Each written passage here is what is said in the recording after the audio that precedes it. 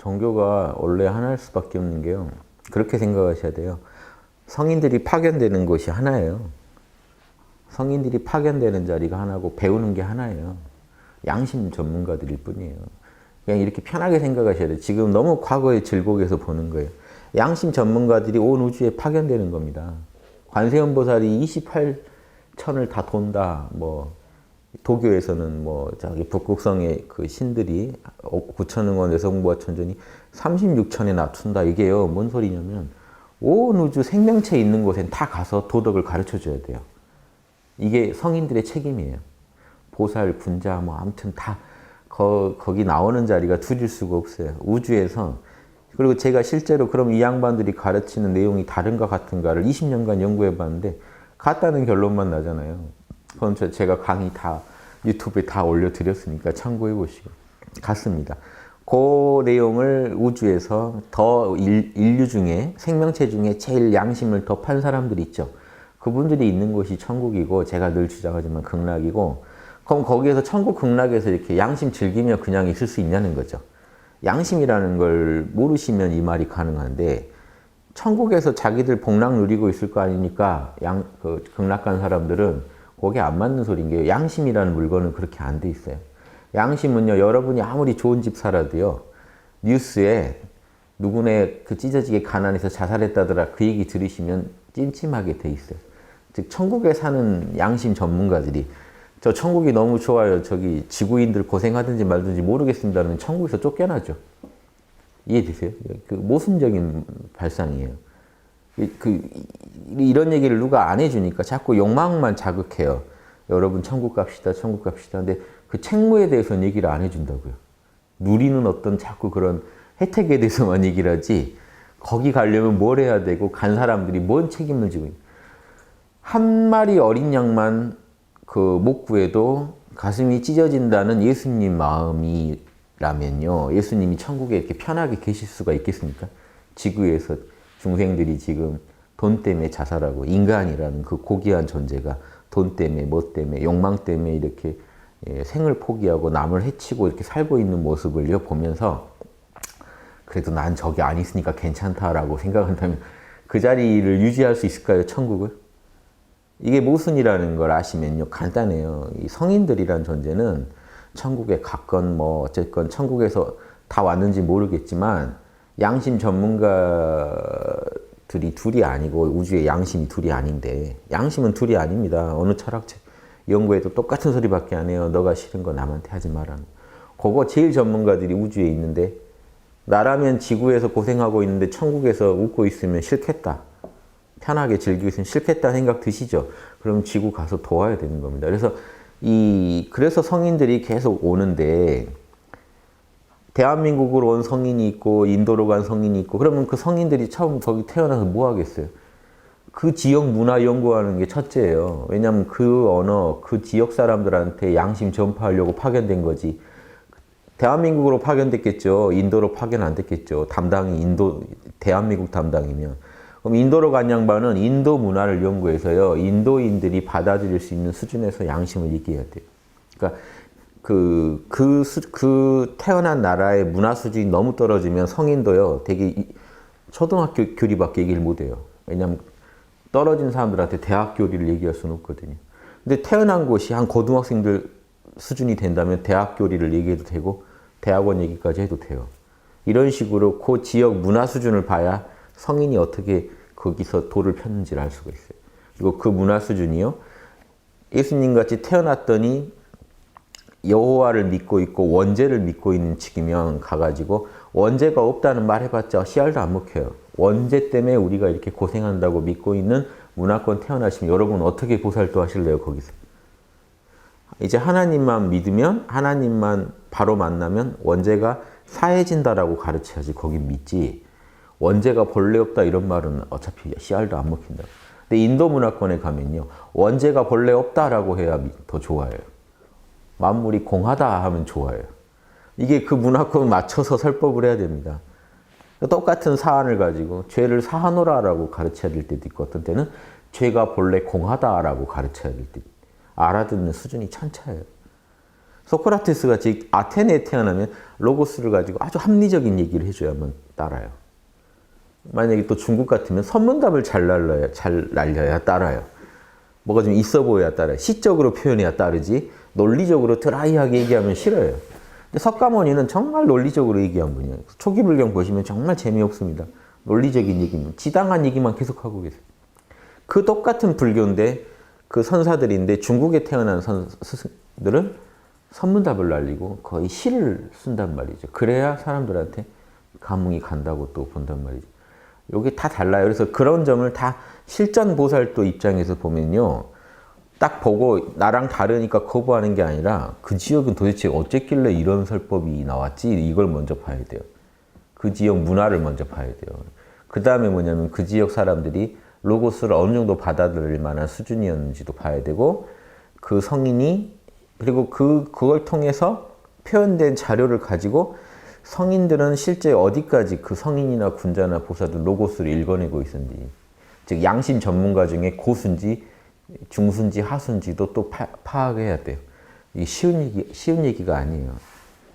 이렇게 볼 수밖에 없어요. 그래서 좀 종교마다 다른 게 아니라 그 근본이 다른 게 아니라 하나의 로고스가 이 현상계 각각의 사람들 마음에 이렇게 보급되는 과정이에요. 어떻게 지도가 되고 있는지를 정확히 파악해 보면요. 싸울 일이 하나도 없고 어째서 그렇게 됐구나 하는 그 원리를 이해하고 과거 사정을 이해하고 양심 자체 로고스를 이해하고 나면요. 시공을 초월한 로고스를 이해하고 여러분이 시공 내에서 과거의 그런 역사적 사정을 이해하신다면 그때 그렇게 꽃피웠고 이때 이렇게 꽃피웠고가 이해가 되실 거예요.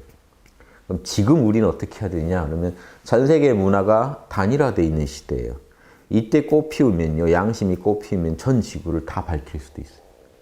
예전이랑 달라요. 예전에는 아무리 위대한 성인이 와도 언어가 다르고 문화가 다른 지역까지는 이게 전파가 힘들어요. 실제로. 제대로 전달도 안 되고 전달하려고 하면 제국주의가 돼요.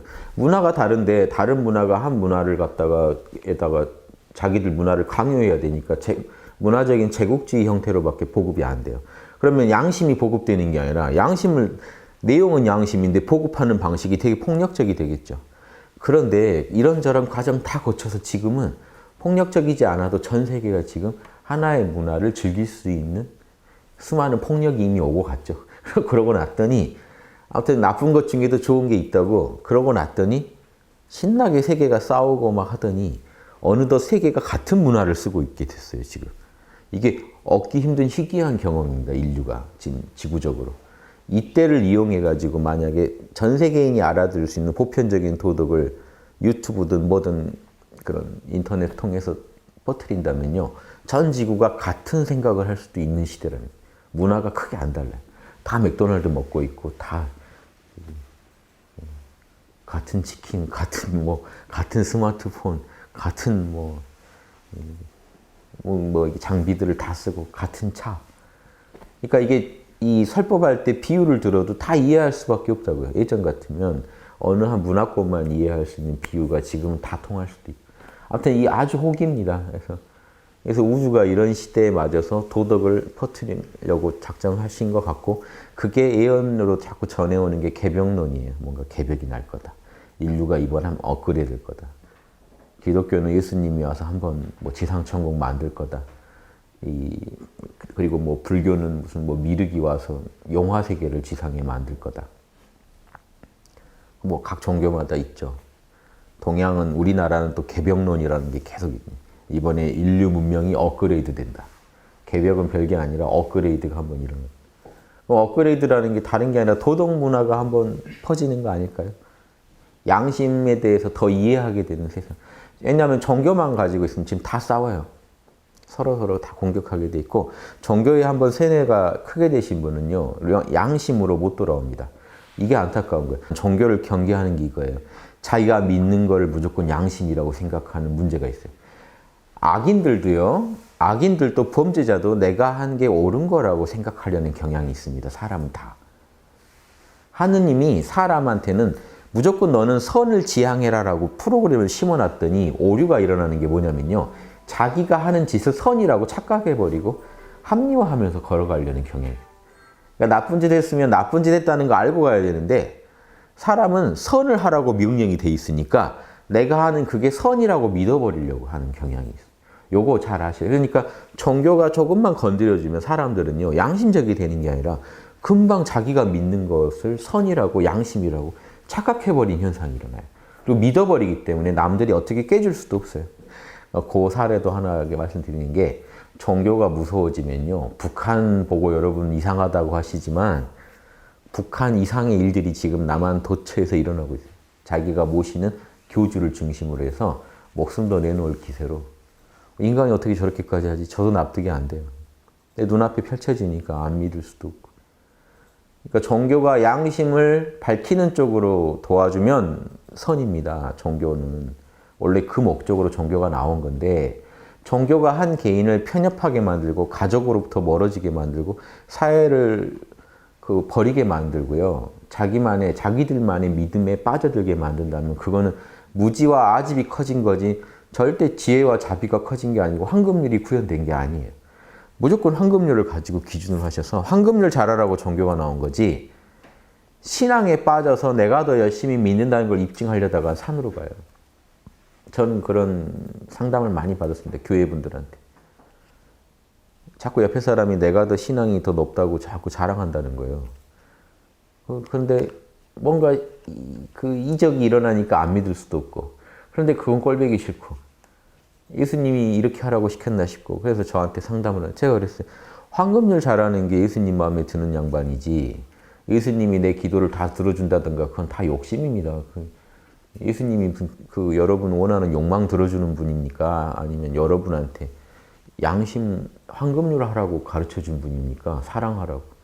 내가 당해서 싫은 일 남한테 하지 말라고 한 분인데 버젓이 다른 신도들이 싫다는데 자꾸 자기가 더 돋보이려고 그 짓을 하면서 예수님이 날 이뻐한다는 게 말이 됩니까? 근본적으로. 그러니까 이런 거 한번 생각해 보시면 종교보다 양심이 위에 있어야 되고, 왜냐? 종교의 모든 교주들은 양심을 가르쳐준 분들이기 때문에 양심이 하느님이에요. 양심이 하늘이라고 아셔야 돼요. 종교의 교주들, 성자들은 왜 위대하냐? 양심의 화신들이었기 때문에 위대한 거예요. 나도 내 안에 양심이 있단 말이에요, 지금. 그럼 그 양심의 소리 안 듣고 종교에서 어떤 치우친 믿음을 강요했을 때 그걸 따른다면 어떻게 우리가 인류가 업그레이드가 되고 문화가 높아집니까? 말이 안 된다는 거예요. 그래서 이게 다 말이 안 된다는 걸 분명히 하세요. 이게 여러분 육바람일 제가 얘기하지만 판단만 잘하셔도 도움이 안 돼요. 자명했다면 진짜 이 말이 수용하세요. 받아들여 보세요. 그런 변화가 일어나요. 왜냐? 이런 생각이 여러분 머리에 확고하게 안착이 되면요, 쓸데없는 생각들이 여러분 머릿속에 못 들어와요. 근데 이런 생각들이 애매하게 들어가 있으면 쓸데없는 생각들이 막 밀고 들어와요. 그래, 종교보다 양심이 중요하지. 그런데 또 믿기만 하면 천국 갈 수도 있는 거 아닌가? 막 이제 이런 생각이 자명하지가 않죠, 지금. 자명하지도 않고 진리에 대한 수용도 안 일어났죠. 그 틈을 타고 잘못된 생각들이 끝없이 들어옵니다. 그럼 나중에 뭐가 맞는지 틀린지 하나도 구분 못하는 상태가 돼요. 머릿속이 선명하지 않은데 어떻게 구원이 있습니까? 진리가 자유롭게 하리라 하는 예수님 말씀은요, 진리를 알고 나면요, 선명해져서 더 이상 의심이 없어지기 때문에 자유가 와요. 근데 혹시 의심이 안 끊어지고 계시다면 지금 뭔가 잘못된, 그 의심을 억지로 믿음으로 누르고 있다면요, 다 잘못된 겁니다. 왜냐하면 믿으려고 할수록 의심이 더 속에서 커지고 있거든요. 이해되세요? 의심이 분명히 들었을 텐데 처음에 그거를 눌러버리는 순간 이제 돌아올 수 없는 길을 가버립니다. 이제 누구랑도 대화 못하는 존재가 돼요. 그러니까 이 의심이라는 건 여러분을 도와주는 양심의 소리입니다. 이상하지 않아 라고 얘기할 때 그때 얘기 듣고 황금률을 택하세요. 진리를 택하시고, 그러면 양심을 택하시면요, 실수를 하셨더라도 얼마든지 다시 돌아오고 성인들의 길을 갈 수가 있습니다. 그래서 종교, 오늘 뭐 다른 거 못하고 아무튼 말씀 많이 드리는데, 종교는 양심을 전도하는 도구입니다. 그래서 양심이 하나이기 때문에 인류가 종교도 드릴 수가 없어요. 만약에 전혀 다른 종교가 있다면 그 종교는 그 종교가 아닐 거예요. 사입일 거예요. 버리세요. 양심에 어긋나는 교리를 가르치는 종교는 이 인간의 욕망을 자극하고 욕망의 어떤 뭔가 자꾸 유혹을 자극해가지고 버티는 거지 그게 진리로 버티는 게 아니기 때문에 인류 역사상 언제든가 사라질 겁니다. 지금까지 인류 역사에 수많은 사이비가 있었을 거예요. 시대마다 다 사라지고 남은 건 고등 종교들이 그나마 남아 있잖아요. 그러면 그게 그래도 양심을 더 설명 잘하고 있다는 얘기입니다. 근데 진짜 양심의 전문가가 또 나오지 않으니까 그 고등 종교들도 문제를 많이 일으켜요. 그래서 저는 개벽이나 이런 거는 어떤 교주가 나와서 해결할 일이 아니고요. 자꾸 자기들이 그 교주라고 얘기하는데 그게 아니고 누가 더 양심을 더 설명 잘하고 입증을 잘할 건가? 인류에게 양심을 따르는 삶을 보일 건가? 이게 관건이기 때문에 이런 식으로 한번 생각을 해보시면 마음이 편안해지시고 머리가 선명해지실 거예요. 쓸데없는 어떤 믿음들에 여러분 흔들리시지 않을 거예요. 아닌 건 아니라고 하세요. 아무리 뭐 내가 믿는 종교에서 나한테 하는 얘기라도 자명하지 않을 때는 아니라고 해야 된다. 그거 못하면 여러분 끌려갑니다. 한 번 허용하면 다 끌려갑니다. 다 내놓게 돼 있어요. 그걸 잘 파악하세요.